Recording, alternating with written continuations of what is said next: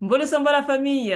Bienvenue sur Chemin du Kama. Ici, on prône pour une nouvelle pensée éducative en Afrique. La famille, j'ai créé une cagnotte en ligne, comme vous le savez déjà. Le lien est dans la barre de description pour ceux qui souhaitent me soutenir. C'est l'occasion pour moi de remercier Kofi Krekpan et Ghislain Kabou Lepa. Merci à vous, j'ai bien reçu vos dons. Après avoir exploré les violences du Yovoda et les chaînes invisibles qu'il a laissées, nous allons aujourd'hui plonger dans un autre chapitre de l'histoire humaine. Cette fois, nous examinerons un continent qui s'est bâti sur les cendres de ses propres guerres. De l'Antiquité à nos jours, l'Europe s'est distinguée par un cycle incessant de conquêtes, de massacres et de luttes praticides qui révèlent une facette de son identité souvent omise, mais profondément ancrée. Une histoire marquée par la violence comme outil de domination et de survie. Quel message ce passé nous transmet-il sur le monde d'aujourd'hui? C'est à partir de cette réflexion que nous allons aborder la question centrale.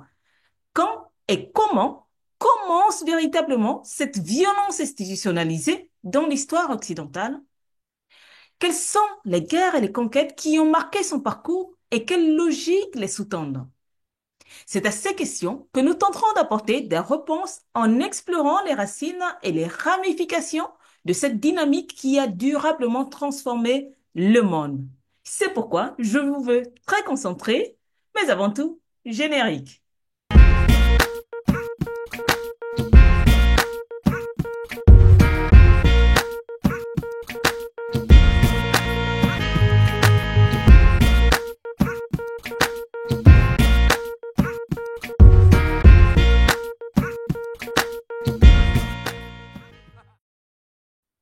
La famille, j'ai nommé la présentation du jour de la conquête à la domination, la violence et la guerre au cœur de la trajectoire occidentale.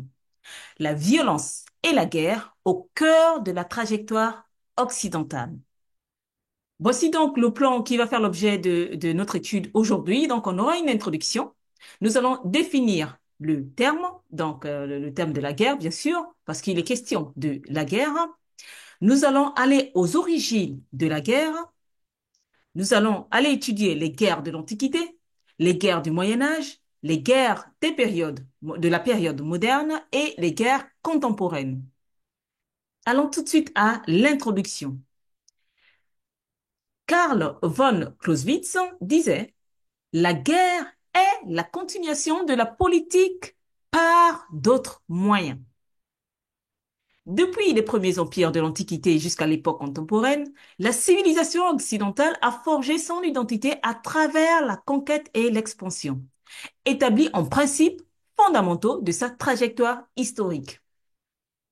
Cette civilisation, souvent célébrée par ses contributions philosophiques, scientifiques et artistiques, porte aussi un héritage lourd et inextricable de domination, où la guerre devient un outil récurrent de sa politique. Rome, par ses campagnes militaires incessantes, ou encore les croisades médiévales et les entreprises coloniales, a propagé un modèle de société où la conquête par la guerre n'est pas une simple ambition territoriale, mais une mission idéologique, une façon de se légitimer et de s'imposer aux dépens d'autres cultures.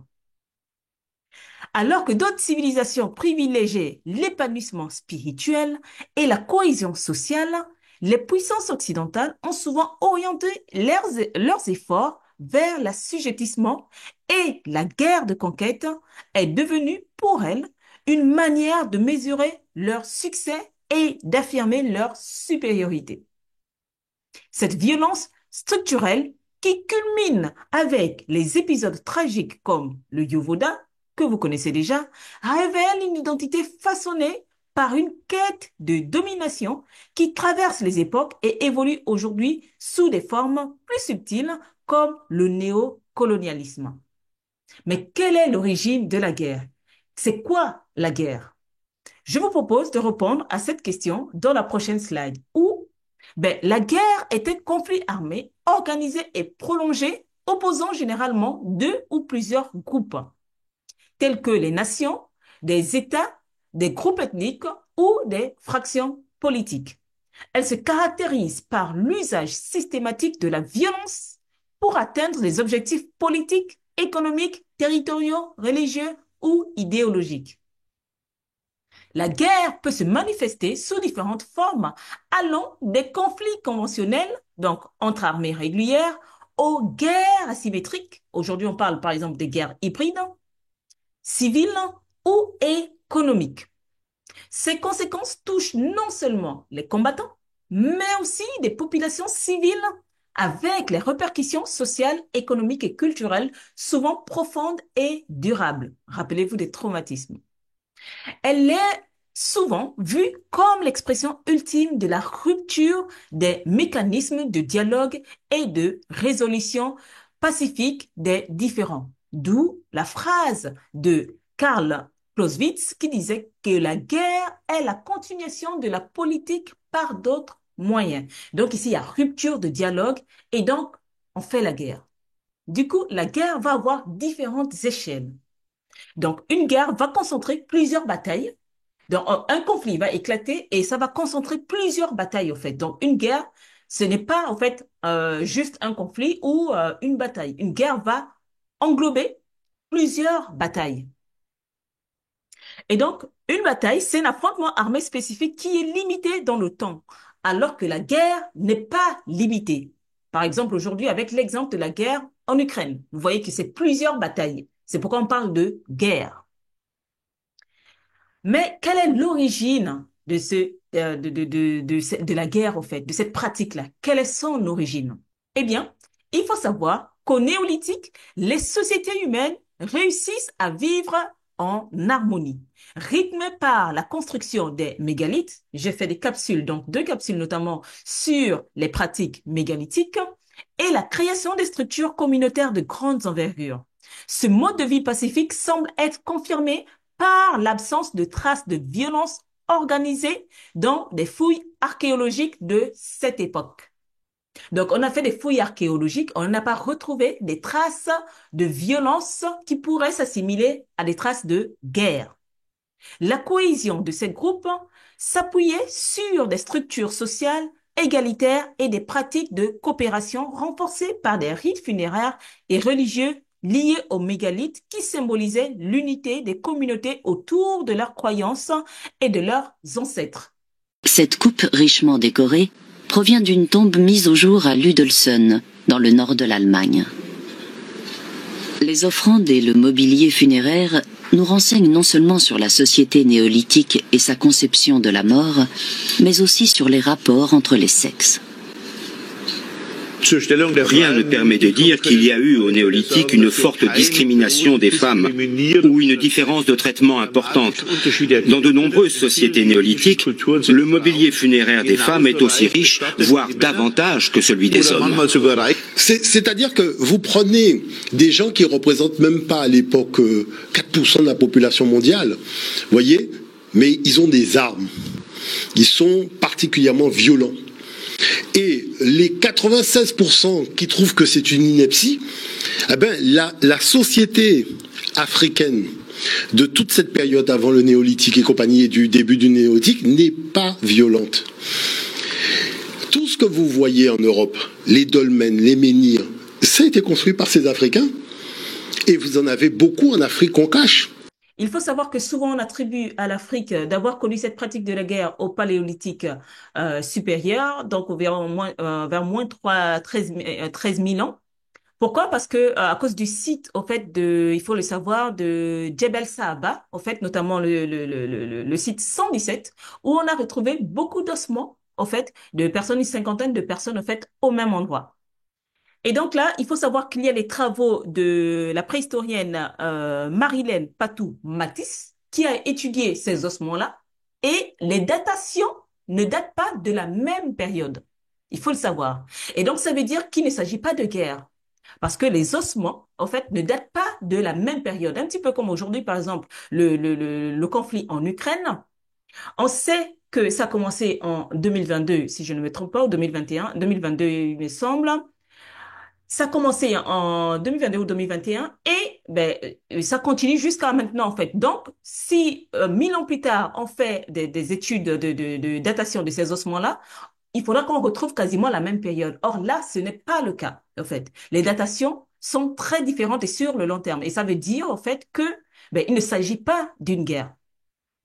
Et donc voilà, si un jour on vous donne cet argument-là pour dire qu'il y avait la guerre en Afrique, ben voilà, ce site-là, il faut leur parler ben, des travaux de Marilène Patou-Matisse.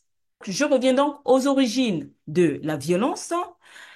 Donc l'harmonie qui semblait s'opérer au fait pendant le néolithique, donc les hommes qui vivaient en paix, va brusquement s'interrompre à l'arrivée des Yamnaya en Europe à l'âge du bronze. Cela va marquer une nouvelle ère qui va être marqué par des innovations techniques et pour la première fois, des traces de conflits violents vont être retrouvées.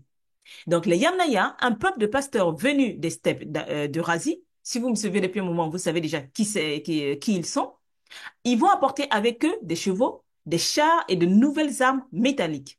Des outils puissants de mobilité et de domination. Avec cette arrivée, l'organisation sociale commence à changer radicalement. Donc, les sociétés de plus en plus hiérarchisées vont se développer et ils vont être accompagnés d'une augmentation de conflits armés. L'âge du bronze coïncide alors avec l'apparition des premiers charniers et des traces de massacres humains dans le registre archéologique européen. Ce basculement vers la violence de masse nous rappelle que l'organisation sociale et le développement de nouvelles technologies peuvent être des vecteurs de coopération, mais aussi de domination et de conquête. Cette transition où la population devient de plus en plus armée et hiérarchisée jette les bases d'une longue histoire d'expansion et de conflits que nous retrouvons dans les empires futurs. Je vous laisse regarder quelques extraits de vidéos pour illustrer ce propos-là. La chose qui se passe ici, c'est que il va y avoir une coupure nette à 2000, c'est-à-dire en 2000 de l'ère ancienne. Il va y avoir cette invasion d'un peuple caucasien qu'on appelle les Yamnaya. Donc on rentrera dans les détails tout à l'heure. C'est le dernier document. Mais c'est important de comprendre, si on peut mettre le document suivant, comment, avec les fouilles archéologiques, les nouveaux historiens européens ont tout compris. Est-ce qu'on peut le regarder, le document ?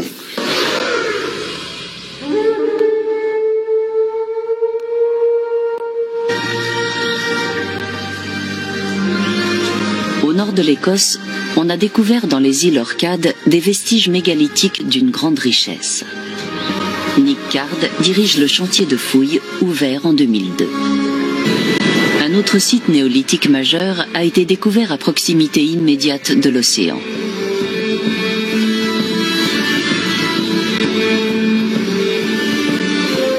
Il s'agit du village de Skarabré. Les hommes néolithiques n'étaient pas différents de nous. Ils avaient tout le confort qu'on peut trouver dans une maison moderne, à l'exception de l'eau et de l'électricité. Il devait faire bon vivre sur les Orcades au néolithique. Les archéologues n'y ont relevé jusqu'à présent aucune trace de guerre ni de catastrophe naturelle. Partout, le néolithique a sans doute été une ère assez paisible, marquée par la construction de monuments en bois, mais surtout en pierre. Les premières traces de guerre sont postérieures.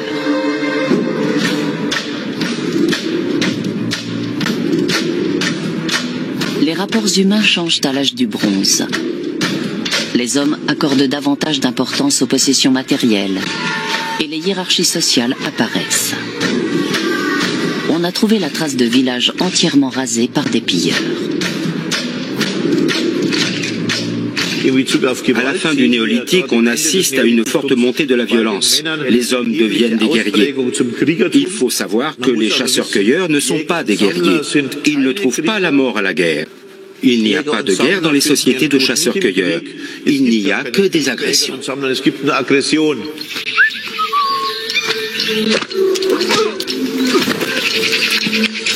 Les chasseurs-cueilleurs se battent d'homme à homme, pas entre peuples. Le mégalithisme disparaît à l'âge du bronze. Mais les monuments néolithiques garderont longtemps une fonction qui variera sans doute dans le temps. Une nouvelle société, beaucoup plus hiérarchisée. On voit apparaître les élites. Alors les élites, ça se voit comment? Ça se voit dans les sépultures. Hein. Vous avez des tombes riches et des tombes pauvres. Et donc on voit arriver vraiment ces changements, ces hiérarchisations. On voit apparaître il y a 4500 ans les premiers esclaves, probablement. Là, je parle toujours en Europe. Hein. Donc on voit vraiment un changement de société. Et évidemment, il faut protéger ses biens, c'est-à-dire surtout au départ cette nourriture. Et le rapport avec la guerre, c'est que les esclaves qui servent de main-d'œuvre pour cultiver les champs sont souvent issus de la guerre, sont des prisonniers de guerre. Bien sûr, parce que ça c'est quelque chose aussi qui est important à tenir compte, c'est que au moment de l'agriculture, il y a des champs, il devait manquer de main-d'œuvre, donc il faut en trouver. Alors peut-être qu'au départ il y a une entente entre les différents villages, mais à un moment donné, non. Donc, on va faire la guerre pour prendre le personnel qui nous manque. Et donc, vous, dans les fouilles qu'on a faites, c'est vraiment au cours du néolithique, mais même un peu plus tard, même à l'âge de bronze, il me semble que vraiment là, ça se développe. Et qu'est-ce qu'on trouve comme trace? Est-ce qu'on trouve des armes en particulier? Voilà, c'est-à-dire que c'est ça qui est intéressant, c'est que à un moment donné, alors, vous me direz, les armes, un couteau en silex, c'est une arme. Hein. Je peux vous tuer avec un couteau en silex, même avec quelque chose de très rudimentaire. Sauf que ce sont des armes, des outils. C'est-à-dire qu'on a des armes de chasse et on fait pas différent. On peut pas nous faire une différence. Quand j'ai une lance, est-ce que c'est une lance qui va tuer mon mammouth ou c'est une lance qui va tuer un humain? Ça, je veux dire, on sait pas. Mais il n'y a pas d'armes de guerre. Et ce que va voir apparaître, c'est pas tellement au néolithique. C'est comme vous l'avez dit très justement, c'est à la fin du néolithique et surtout à l'âge des métaux. À l'âge des métaux, c'est une autre population qui va arriver. Elle arrive des steppes, etc. Elles viennent du côté oriental de l'Europe. Et là, ils amènent avec eux la connaissance du métal, comment faire du bronze, etc. Et là, on a des armes de guerre. On a vraiment des épées. Vous n'allez pas chasser avec une épée. En tout cas, les formes qu'ils ont, c'est vraiment pour la guerre. Donc là, on voit qu'il y a un armement qui se met en place. Donc là, ça veut dire qu'il y a une institution guerrière qui se met en place. Donc on est vraiment dans un autre monde. Maintenant que nous avons posé le contexte, que nous savons faire la différence entre une bataille et une guerre, que nous connaissons l'origine de la violence, l'origine de la pratique de la guerre, allons-y voir détail par détail les différentes guerres qui ont jalonné l'histoire occidentale. Commençons par le point 1 sur les guerres de l'Antiquité. Sur les guerres de l'Antiquité, nous avons en premier les guerres gréco-persanes, donc de moins 499 à moins 449. Ce sont les guerres gréco-persanes, donc qui ont opposé la Grèce à l'Empire perse. Il faut savoir que ces guerres sont encore appelées les guerres médiques. Et ces guerres opposent l'Empire perse aux cités-États grecques, principalement à Athènes et à Sparte. Donc, le conflit va débuter lorsque les cités ioniennes de l'Asie mineure, sous domination perse, se révoltent avec le soutien d'Athènes. En représailles, Darius Ier, puis son fils Xerxès, tentent d'envahir la Grèce. Donc, Darius Ier, c'est le roi de l'Empire perse. Et son fils Xerxès, eux, ils vont tenter d'envahir la Grèce. Donc, je vous ai mis une carte ici pour que vous puissiez vous retrouver un petit peu.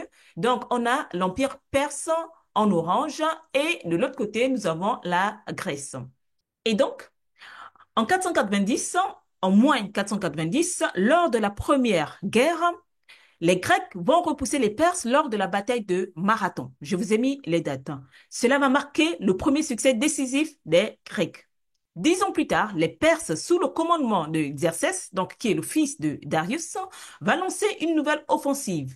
La résistance héroïque des Spartiates, les Spartiates, ce sont les habitants de la cité, d'une cité-État en fait, qui est Sparte, Donc, leur résistance au niveau des thermophiles, les thermophiles, c'est quelque part ici, vous verrez sur la carte, il y a marqué en rouge thermophile. Donc, c'est un lieu, au fait, où s'est déroulée la bataille. Donc là, les Spartiates vont résister de façon héroïque et retarder l'avancée des Perses et permettre aux Grecs de préparer leur défense. Et donc, Xerxès, le fils de Darius, va s'emparer d'Athènes, mais celle-ci a été évacuée et Athènes va revenir se battre en guerre en remportant une victoire stratégique à Salamine. Donc, vous verrez encore une fois Salamine en rouge sur la carte. Donc, où les navires grecs, plus maniables, vont prendre le dessus sur les canaux étroits. Dans les canaux étroits, pardon. Et donc, cette défaite va porter un coup dur aux ambitions perses, mais leur empire va demeurer puissant. Les batailles vont se poursuivre en moins 479 lorsque les Grecs victorieux aux batailles de Platée et du Cap Mycalé repoussent définitivement les Perses hors de la Grèce. Athènes ayant joué un rôle décisif, on tira donc le prestige et le pouvoir. Ils vont réaliser en moins 498 la Ligue de Délos, donc une alliance destinée à protéger les cités grecques. Donc ici, ils vont s'allier, mais stratégiquement. On va voir plus tard que finalement, ils vont encore s'affronter entre eux. Et donc, la Ligue de Délos, donc une alliance destinée à protéger les cités grecques, et cela va asseoir l'hégémonie de la Grèce dans le pourtour méditerranéen. La guerre va se terminer en moins 449 avec la paix de Caïès. Cela va confirmer la défaite perse et marquer la montée en puissance d'Athènes. Et cette alliance-là, par la Ligue de Délos, en fait, va symboliser l'unité et renforcer l'identité grecque face à l'Empire perse. Dans ce livre de George James, à la page 35, il nous dit sur la conquête perse, les Perses vainquirent les Ioniens, donc certainement les anciens Hittites, et en firent leur sujet. Polycrate, en moins 539, de moins 539 à moins 524, prit possession de l'île de Samos et fonda une ville prestigieuse. Entre moins 499 et moins 494, les Ioniens se révoltèrent contre les Perses, lesquels les vainquirent à Ladé, tandis que Chypre et Milet furent aussi prises. Durant l'été de l'année moins 490, les forces grecques et perses se rencontrèrent à Marathon. Après une lutte des troupes impliquées au corps à corps, les deux belligérants se retirèrent. Il s'agissait de préparer une force d'attaque plus efficace afin de renouveler le conflit. Par conséquent, 10 années s'écoulèrent jusqu'à ce qu'une ligue hellénique s'organise contre les Perses. Le roi spartiate, Léonidas, fut mandaté avec une armée pour organiser le passage des Thermophiles jusqu'à la victoire décisive de la flotte. Ainsi, au mois d'août de l'année moins 481, les vassaux perses dirigés par Xerxès prirent ancrage dans le golfe de Pagasès, tandis que ceux de la Grèce entrèrent au large du cap d'Artémission. Les deux protagonistes attendent le moment opportun pour lancer l'assaut. Les Perses commencèrent à forcer le passage, tandis que, simultanément, l'un de leurs détachements, assisté en secret par un traître grec, prenait les Hellènes à revers le long d'une montagne escarpée. Prises par surprise, les sentinelles grecques se retirèrent immédiatement sans opposer la moindre résistance. Les Spartiates, qui montaient la garde au défilé, les Thermophiles furent tous massacrés et le passage fut investi par les Perses. Vaincus aux Thermophiles, les Grecs se retirèrent vers Salamine, où, une fois de plus, ils eurent à affronter les Perses au cours d'un combat naval. Cela eut lieu en septembre moins 481 avant notre ère et se solda par une destruction inutile des flottes de chacun des belligérants sans que l'un ou l'autre ne puisse l'emporter. Les deux forces ennemies se retirèrent, les Perses vers Thessalonique et les Grecs dans l'Attique. Donc voilà, il continue bien sûr, mais je ne vais pas continuer ici. Donc voilà ce que George James nous dit au fait sur cette guerre gréco-persane. Je vous propose de passer à la prochaine guerre, donc la guerre du Péloponnèse. que vous connaissez, dont vous avez entendu parler certainement, il faut savoir que après la guerre contre les Perses, Athènes va étendre son influence sur la Grèce via la puissance de la Ligue de Délos. Il faut savoir que d'un côté, à Athènes, et de l'autre côté, à Sparte, on a la Ligue du Péloponnèse. Donc, vous avez les cartes, vous savez situer où est le Péloponnèse et où est Athènes, donc la Ligue de Délos. Et donc, après la guerre contre les Perses, Athènes étend son influence sur la Grèce via la puissance de la Ligue de Délos.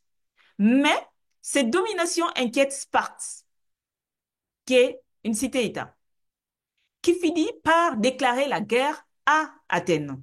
Ainsi va débuter la guerre du Péloponnèse, un conflit titanesque qui va déchirer la Grèce pendant près de 30 ans. Avec l'aide des Perses, Sparte finit par vaincre Athènes en moins 404, mais ce conflit va considérablement affaiblir l'ensemble du monde grec et les rendre vulnérables aux invasions macédoniennes qui vont suivre. Donc, nous aurons la guerre archidamienne, donc de moins 331 à moins 421. Après, nous aurons l'expédition sicilienne. Donc, Athènes va décider d'envahir la Sicile de moins 415 à moins 413. Mais l'expédition est un désastre, en fait. Donc, la flotte athénienne est détruite et cela va affaiblir considérablement la puissance d'Athènes. Après, nous avons la guerre décélique, au fait. Donc, la Décélie, il faut savoir que c'est une localité qui est un petit peu sur la carte, à côté de la Béotie, quelque part par là. Ou, donc, la guerre, on va l'appeler la guerre décélique ou guerre ionienne. Donc, de moins 411 à moins 404. Donc, où Sparte, aidé par la Perse, va imposer le blocus à Athènes. Dans ce livre de George James, Héritage volé, à la page 37, il est dit guerre du Péloponnèse de moins 460 à moins 445. En raison des velléités de domination d'Athènes sur les Ioniens et sur les autres peuples voisins, Périclès lança une campagne d'alliance et de conquête qui s'étendit de Thélicie à Argos en passant par le B, Naupacte, Leucaïe et par les principales îles de la mer Ionienne. Cela se solda par des événements suivants. Donc, Athènes va s'allier à la Béotie. En moins 456, Égine fut pris et paya un lourd tribut. En moins 450 avant notre ère, Athènes échoue dans la tentative d'envahir la ville de Corinthe. En moins 451, l'amitié entre Athènes et Sparte fut restaurée par l'instrumentalisation de Simon à une condition que l'alliance athénienne avec Argos soit dissoute. En moins 447, les exilés oligarques de Thèbes vainquirent les Athéniens à couronner et rétablir la Ligue béotienne sous le leadership de Thébain. En moins 445, la paix de 30 ans fut proclamée après la révolte de Lebé. En moins 435, une guerre se déclencha entre Corcyre et Corinthe Corcyre fut soutenu par Athènes. En moins 432, Athènes décréta un blocus contre Potibée. En moins 431, Thèbes attaque Platée. En moins 428, une révolte éclate non seulement à Mytilène, mais aussi dans toutes les cités de Lesbos. Des violents massacres d'oligarques furent commis à Corcyre et en moins 425, les forces de Laconie furent capturées à Pylos et un fort fut dressé sous la domination de Démosthène et Cléon. Je vous invite à le lire parce que c'est vraiment bien détaillé. Donc, cette guerre du Péloponnèse est vraiment bien détaillée dans ce livre.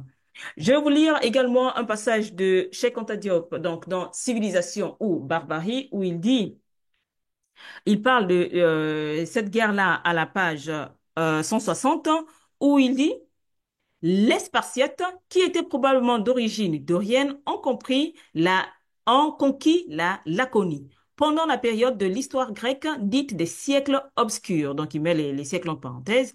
Et ils ont assujetti des habitants de cette région, les Ilotes. Devant les révoltes répétées de ces derniers, ils établirent un régime militaire le plus féroce de l'histoire. Ils vécurent dans des camps militaires retranchés, axèrent l'éducation des citoyens spartiates dès la naissance sur la formation militaire, organisèrent des pogroms périodiques contre les Ilotes pour maintenir le rapport numérique de deux groupes ethniques vainqueurs-vaincus dans les limites de la sécurité. Donc voilà ce que disent nos deux savants sur cette guerre du Péloponnèse. Je vous invite maintenant à passer à la conquête d'Alexandre le Grand. Donc, la conquête d'Alexandre le Grand qui va prendre date à moins 334. Donc, c'est un jeune Macédonien, en fait. Et donc, il va se lancer dans la conquête de l'Empire perse. Ses victoires successives, donc à Granicus, à Ixos et à Gomalès, lui permettent de contrôler l'ensemble de l'Empire perse de l'Égypte à l'Inde. Ces campagnes diffusent la culture grecque dans le monde connu, donnant naissance à l'époque hellénistique. Mais, à sa mort en 323, son empire est divisé entre ses généraux. Reprenant le projet pan-hellénique de son père, il réunit la Macédoine et des cités grecques dans une coalition afin d'envahir l'empire perse. Et donc, en moins 334, Alexandre le Grand, donc roi de Macédoine, lance une campagne contre l'empire perse. En moins 333, Alexandre le Grand défait le roi Darius, donc il va conquérir la Phénicie et l'Égypte où il est proclamé pharaon. Il est proclamé pharaon. Donc, il n'est pas fait pharaon ou adoubé par le clergé d'Amon, comme enfin ça se fait dans les rites. Et là, il est proclamé en fait. Donc, c'est un envahisseur, il est venu, il se proclame pharaon. Faut bien le préciser. En moins 330, il franchit l'Euphrate et le Tigre et incendie Persépolis. Après, en moins 329, il franchit les chaînes de l'Indou et gagne l'Asie centrale. En moins 326, donc il mène les dernières campagnes vers le Pendjab et la vallée de l'Indus et il finit par décéder en moins 323. Et donc, je vous propose de passer aux prochaines guerres d'expansion, toujours européennes, donc les conquêtes romaines. L'histoire de l'expansion romaine est marquée par de nombreuses batailles décisives qui ont permis à Rome de passer d'une petite cité-État à une puissance dominante en Méditerranée. Les guerres puniques contre Carthage au IIIe siècle, donc avant notre ère, ont été des luttes acharnées pour le contrôle des routes commerciales et des territoires stratégiques. Sous la République de l'Empire romain, chaque État de l'histoire romaine a été ponctué par de batailles clés comme la bataille d'Andrinople en 378 de notre ère, qui a marqué le début du déclin de l'Empire romain d'Occident, ou la reconquête de l'Italie par Justinien au VIe siècle, donc de notre ère. Il faut savoir que sous la Rome royale, on a eu la bataille du lac Régide. Donc, je ne vais pas lire le tout, sinon ce serait trop long. Je vous laisse le temps de lire. Donc, cette bataille qui a duré de moins 499 à moins 496. Après, sous la Rome républicaine, nous avons la guerre samnite. Donc, les trois guerres samnites vont opposer Rome aux Samnites. Je vous laisse lire la suite. Toujours sous la Rome républicaine, nous avons les guerres puniques. Ce qu'on appelle les guerres puniques ici, ce sont les guerres qui vont opposer Rome à Carthage. Il y a eu plusieurs batailles avant que Carthage ne soit complètement détruit. Et donc, ces guerres puniques-là, il y en aura trois. Donc, de moins 264 à moins 146. Là, nous sommes sous la Rome républicaine. Donc, il y a eu ces trois guerres-là, en fait. Et donc, dans chaque guerre, il y a des batailles. Après, sous la Rome républicaine, nous allons voir les guerres macédoniennes. Donc, qui vont durer de moins 214 à moins 148 avant notre ère. Donc, avec la bataille de Cynocéphale en moins 197, la bataille de Pydna en moins 168, nous avons la guerre des Gaules, toujours sous la Rome républicaine, donc de moins 58 à moins 50 avant notre ère. Donc, on a la bataille d'Alésia, donc qui va se dérouler en moins 52.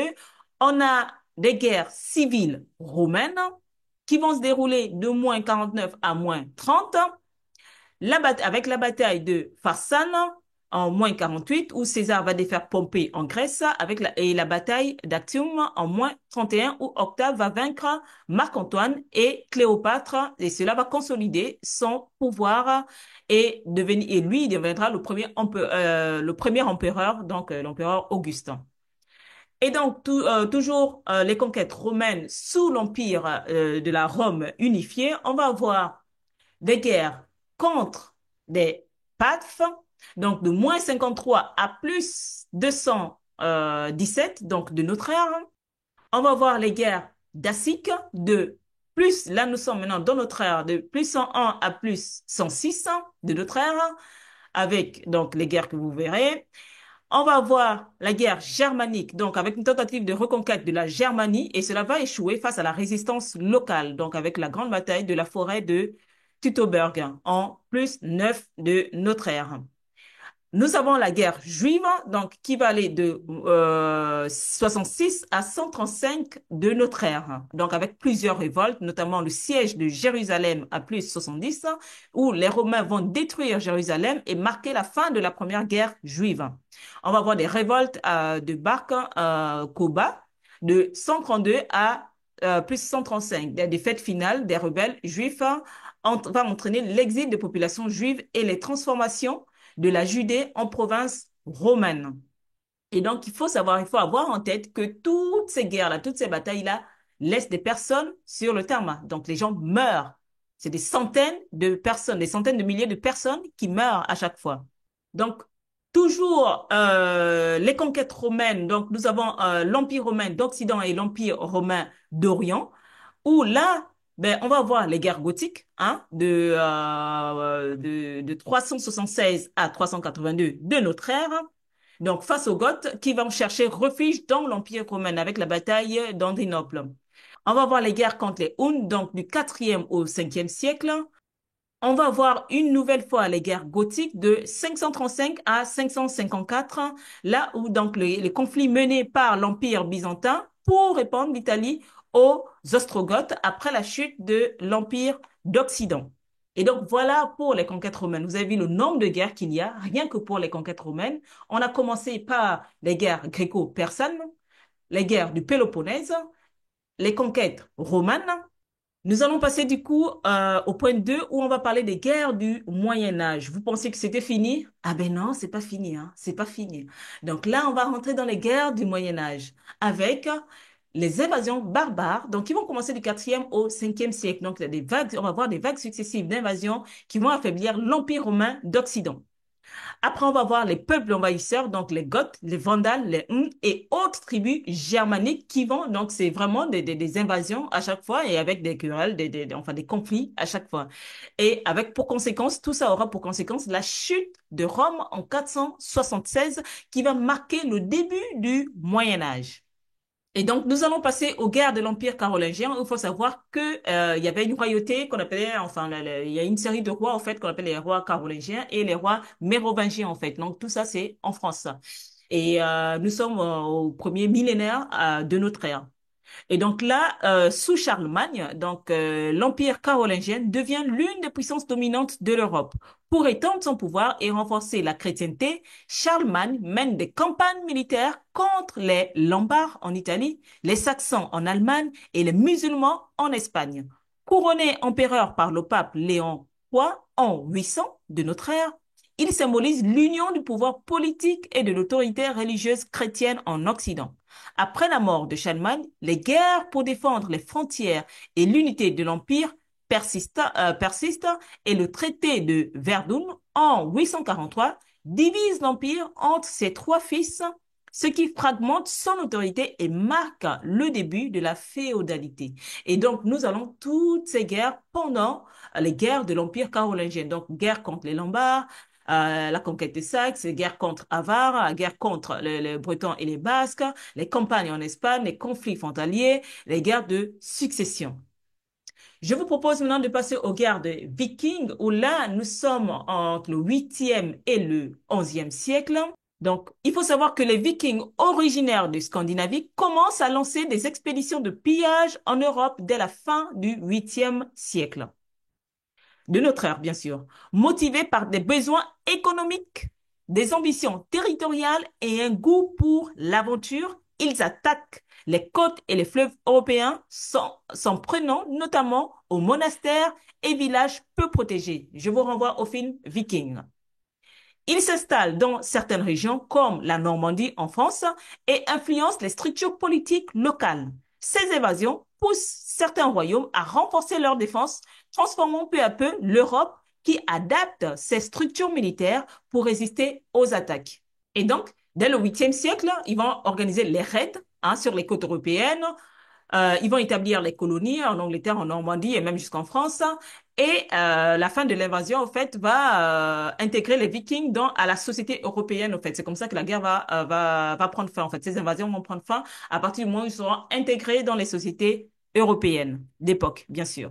Passons maintenant aux croisades, qui va durer quasiment 2 siècles, donc de 1095 à 1291 de notre ère. Donc, ce sont des expéditions militaires vers le Moyen-Orient pour imposer le christianisme.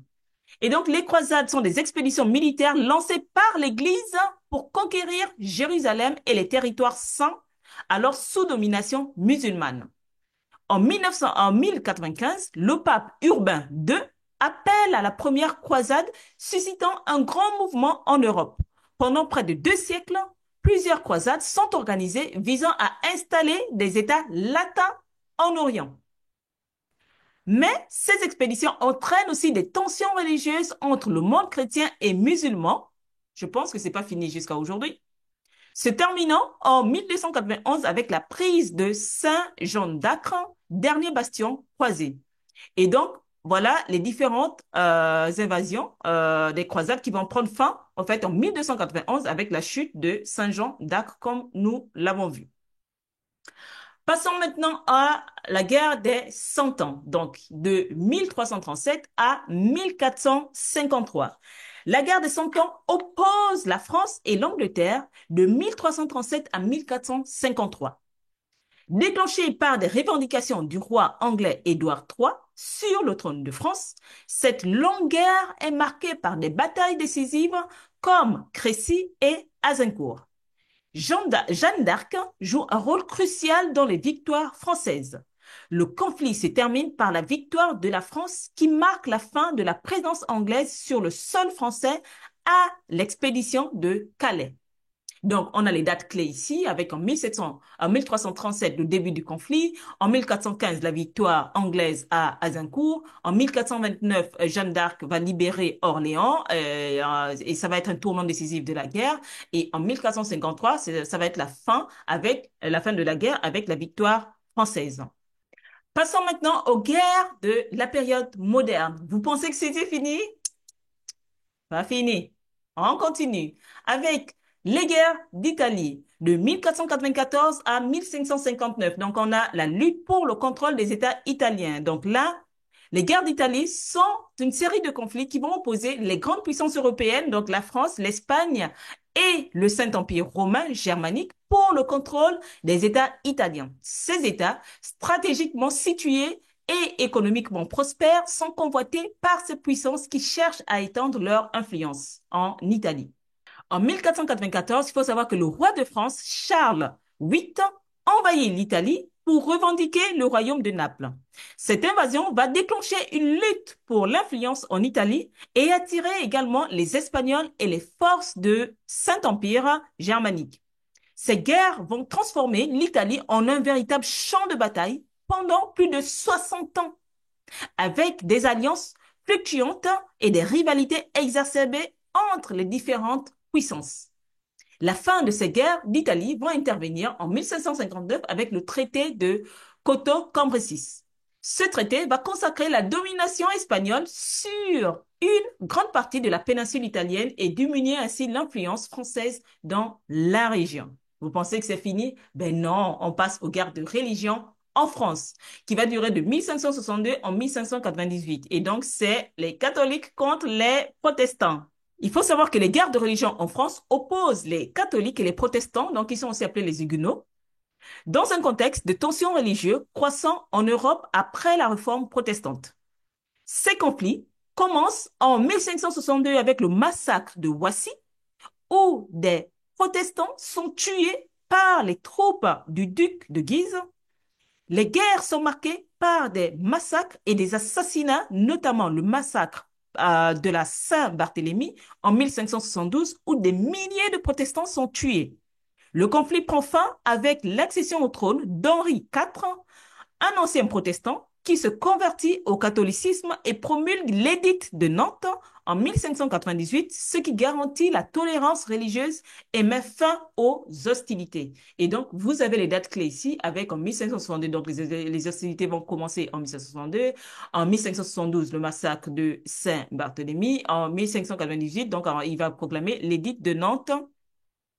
Donc Henri IV qui va prendre le trône au niveau de la France. Nous allons passer du coup à la guerre des 30 ans. Donc la guerre des 30 ans, c'est un conflit majeur en Europe qui va commencer en 1618 du Saint-Empire romain germanique, d'abord comme une lutte religieuse entre protestants et catholiques, avant de se transformer en une guerre de pouvoir impliquant la plupart des grandes puissances européennes. La guerre est déclenchée par la défenestration de Prague, un acte de défi des nobles protestants contre l'autorité catholique des Habsbourg. Elle s'étend rapidement et englobe les enjeux de domination entre les dynasties européennes, notamment les Habsbourg d'Autriche et d'Espagne, la France et la Suède. Le conflit se termine avec le traité de Westphalie en 1648 qui redessine les frontières européennes et marque la fin de la guerre religieuse en Europe. Vous avez à l'écran donc les dates clés. Nous allons passer du coup à la guerre anglo-néerlandaise, donc qui va se passer au cours du XVIIe siècle. Il faut savoir que cette guerre donc anglo-néerlandaise oppose l'Angleterre aux provinces unies des Pays-Bas, donc au XVIIe siècle. Ce conflit s'inscrivait dans un contexte de rivalité économique et commerciale pour le contrôle des routes maritimes et des colonies. La première guerre anglo-néerlandaise, donc en 1652, de 1652 à 1654, a été principalement un affrontement naval, où les flottes des deux puissances se sont battues pour dominer le commerce mondial. Les hostilités ont repris plusieurs fois au cours du siècle, chaque pays cherchant à sécuriser ses monopoles commerciaux. La deuxième guerre anglo-néerlandaise oppose le royaume d'Angleterre et les provinces unies, et cette guerre se déroule entre 1665 et 1667 et elle fait suite à la première guerre anglo-néerlandaise et se conclut par la victoire néerlandaise.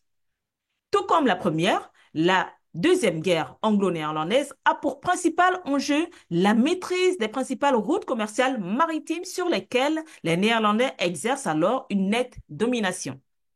Bien que l'Angleterre ait fini par prendre le dessus, notamment en occupant les territoires néerlandais en Amérique, comme le New Amsterdam, donc qui est rebaptisé aujourd'hui New York, au niveau des États-Unis. Il faut savoir que l'Angleterre a colonisé les États-Unis. Donc, les provinces unies sont restées une puissance commerciale influente jusqu'à la fin du XVIIe siècle.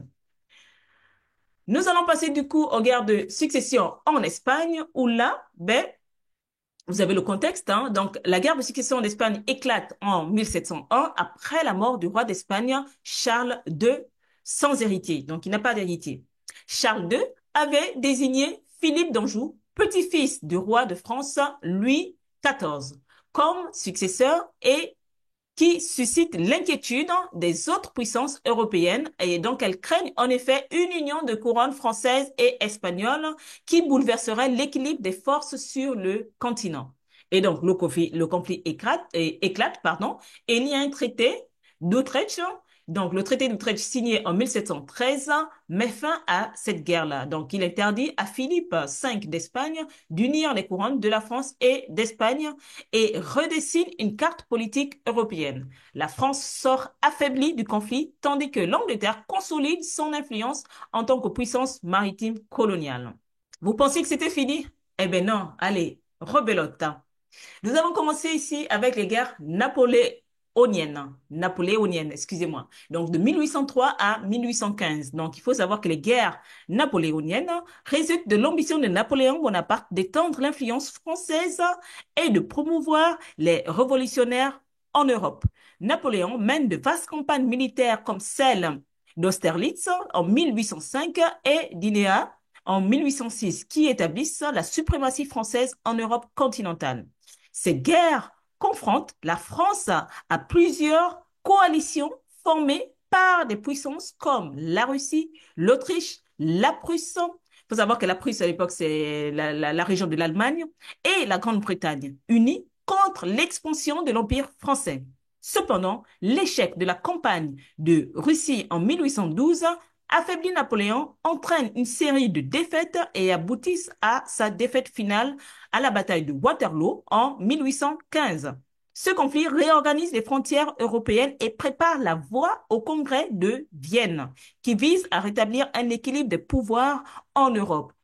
Il faut savoir, ils ne le disent pas ici, que Napoléon a subi une cuisante défaite par nos ancêtres africains déportés à Haïti, notamment à la bataille de Vertières. J'aurai l'occasion d'en parler.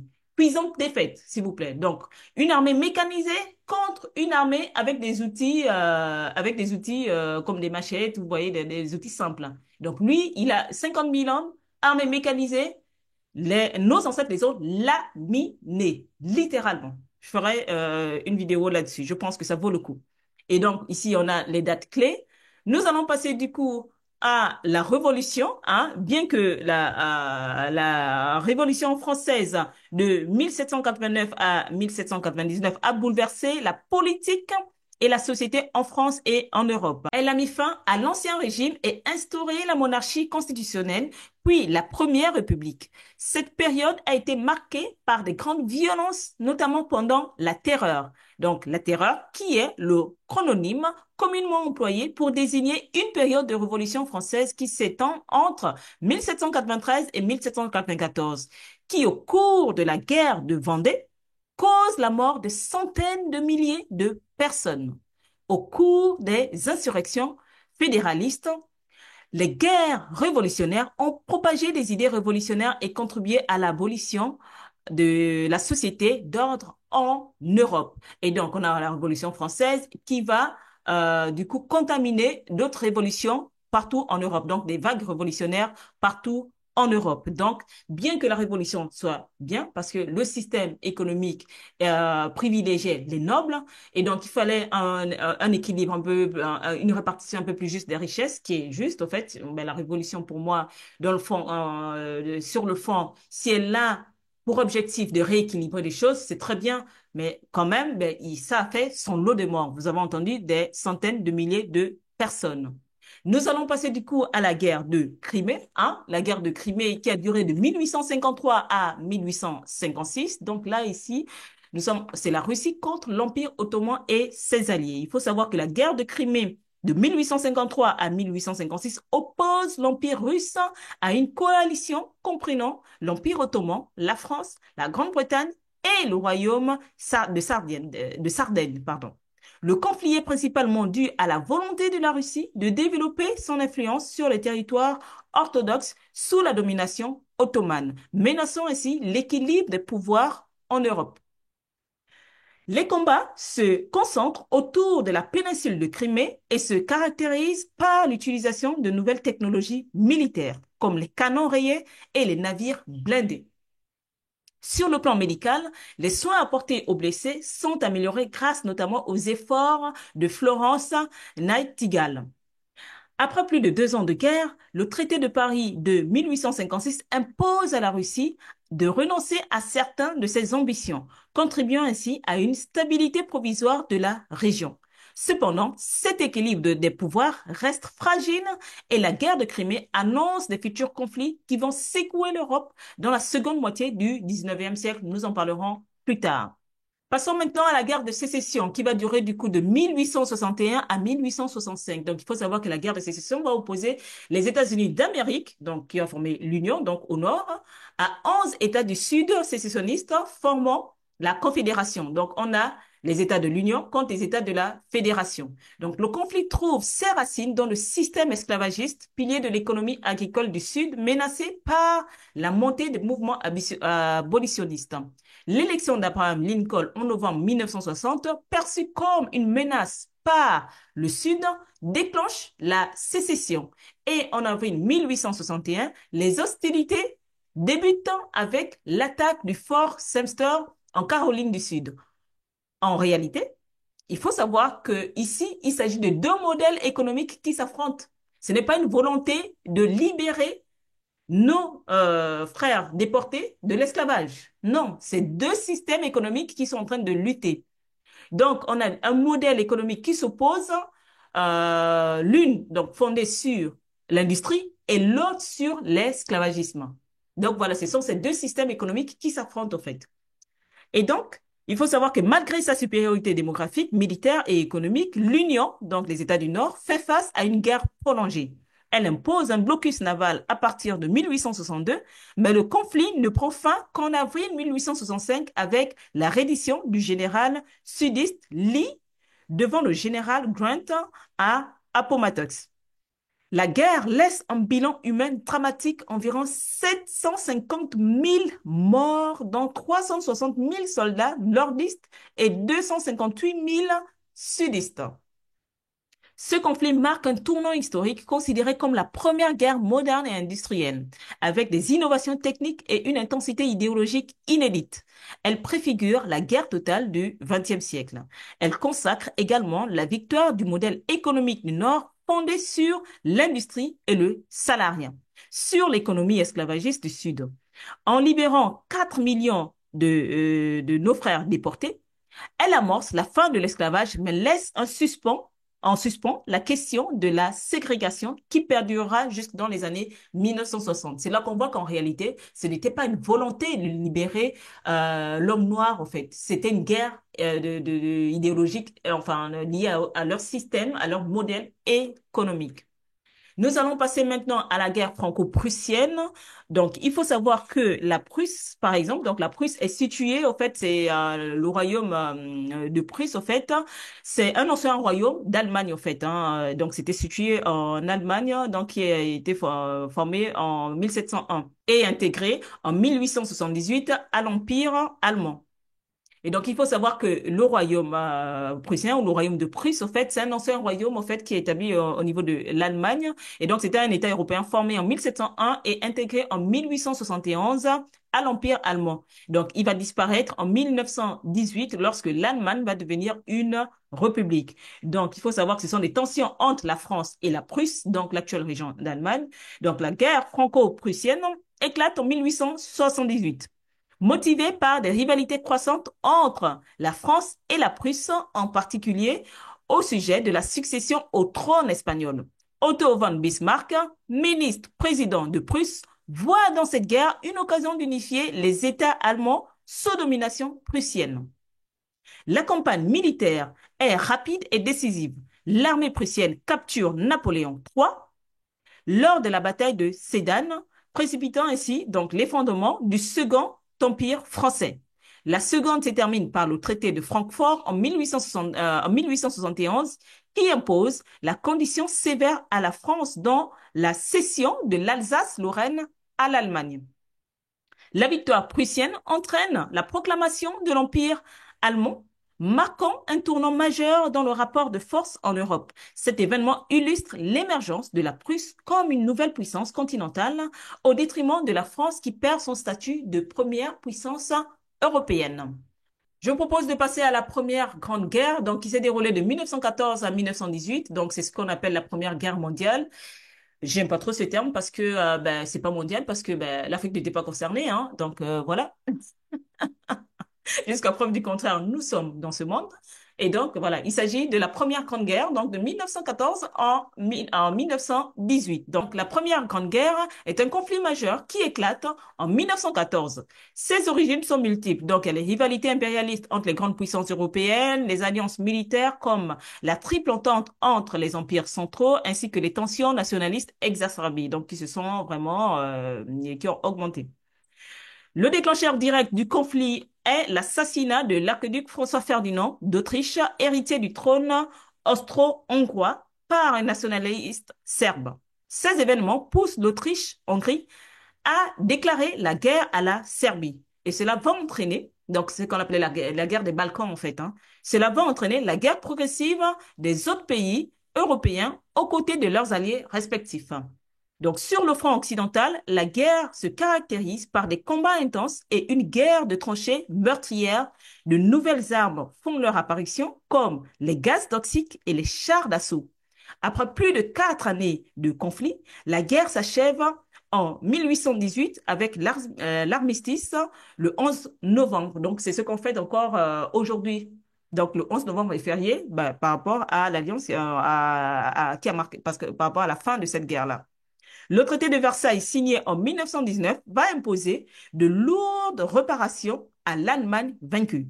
Cependant, ce traité laisse de profondes tensions qui favorisent l'émergence de la Seconde Grande Guerre quelques années plus tard. Et donc, on en arrive à cette Seconde Grande Guerre. Du coup, la Seconde Grande Guerre, donc, que vous connaissez, de 1939 à 1945, est un conflit majeur provoqué par des tensions laissées par la Première Grande Guerre et aggravées par les ambitions expansionnistes de régimes totalitaires. Elle débute lorsque l'Allemagne nazie envahit la Pologne en septembre 1939, poussant la France et le Royaume-Uni à déclarer la guerre à l'Allemagne. Elle devient rapidement un conflit de grande ampleur. Donc, on va voir l'invasion de la France et la bataille d'Angleterre en 1940. Donc, après avoir envahi la Pologne, les forces allemandes vont s'attaquer à l'Europe de l'Ouest et envahir la France. Puis, elles entament une campagne aérienne contre le Royaume-Uni, mais sont repoussées par la Royal Air Force, marquant la première grande défaite d'Hitler. Après, on va voir les opérations de Barbarossa. On va voir l'entrée des États-Unis dans cette guerre-là en 1941. On va voir le débarquement de Normandie, donc ce qu'ils appellent le D-Day en 1944.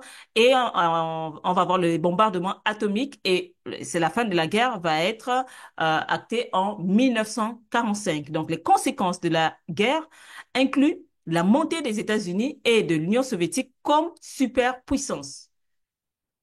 La création de l'ONU pour promouvoir la paix, la fin de nombreux empires coloniaux et une prise de conscience globale des droits de l'homme, notamment après les horreurs de l'Holocauste. Vous pensez que c'est fini? Après la Deuxième Grande Guerre, on va voir la guerre froide.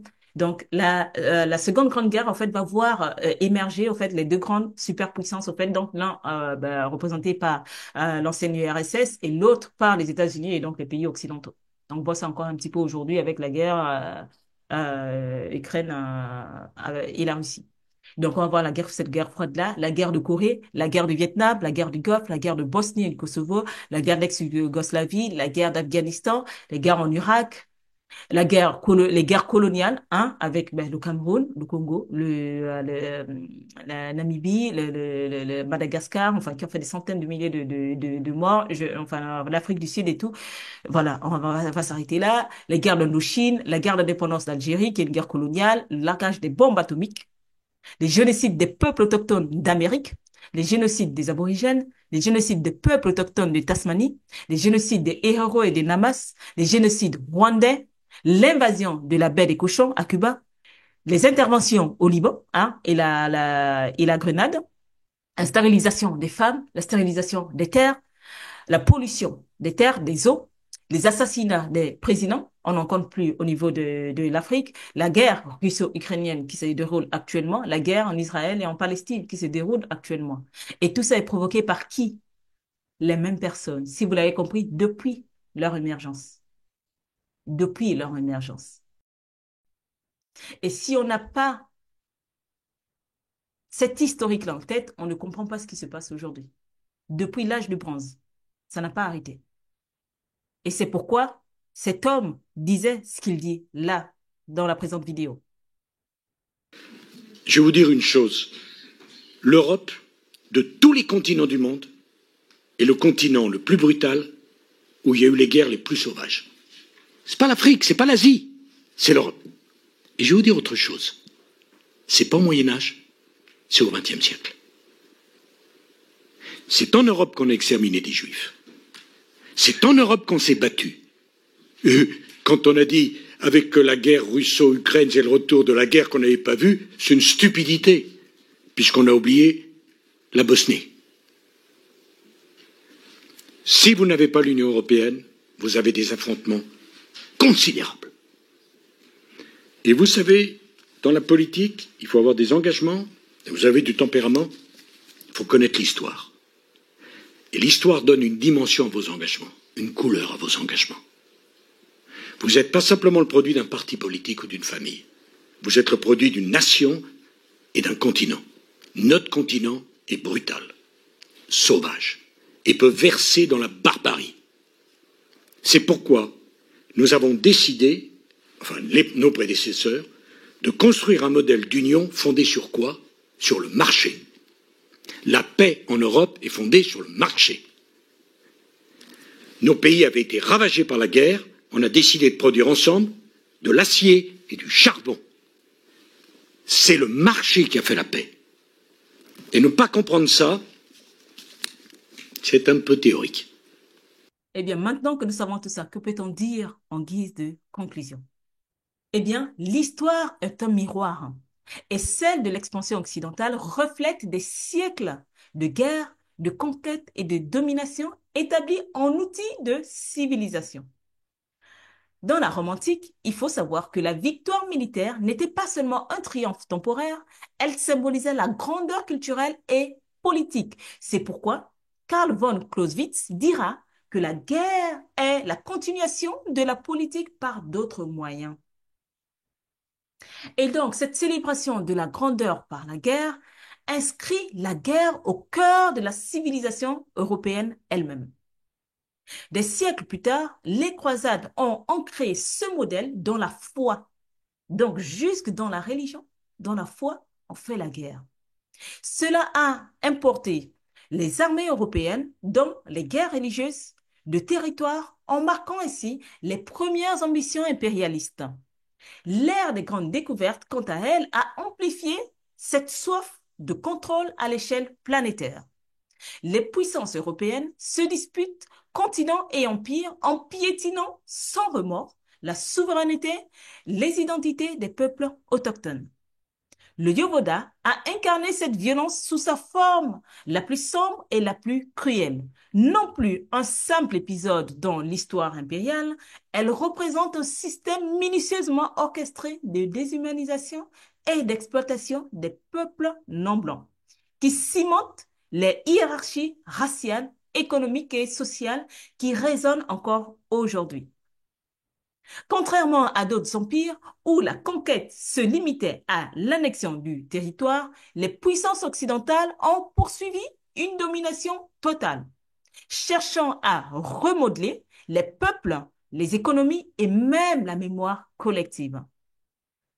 Comprendre l'histoire, c'est comprendre les rouages invisibles qui ont façonné les sociétés et les structures de pouvoir modernes. Les avancées culturelles et intellectuelles de l'Occident, si remarquables soient-elles, sont inextricablement liées à une histoire marquée par la guerre et la conquête, par le sang, au détriment d'autres civilisations. Ce modèle de domination a laissé des traces profondes et des cicatrices indélébiles dans l'héritage de l'humanité. L'histoire nous rappelle que ces pratiques, loin d'être des vestiges du passé, nourrissent encore des déséquilibres et les injustices de notre monde actuel. Ce regard sur l'histoire est essentiel pour comprendre non seulement le passé, mais aussi les comportements, les structures et les luttes d'aujourd'hui. Car les dynamiques d'oppression se transforment mais ne disparaissent pas. Et donc la famille, quand on sait tout ça, est-on crédible quand on parle des droits de l'homme? Est-ce qu'ils sont crédibles quand ils nous parlent d'humanisme? Est-ce qu'ils sont crédibles quand ils nous parlent de démocratie? Est-ce qu'ils sont crédibles quand ils nous parlent d'amour de Dieu? Je ne pense pas que le chien change sa façon de s'asseoir. Et je ne sais pas si ici, l'épigénétique peut faire quelque chose. Je vous attends dans les commentaires du coup. Je vous dis ensemble, prenons notre héritage. À bientôt sur les chemins de Kama.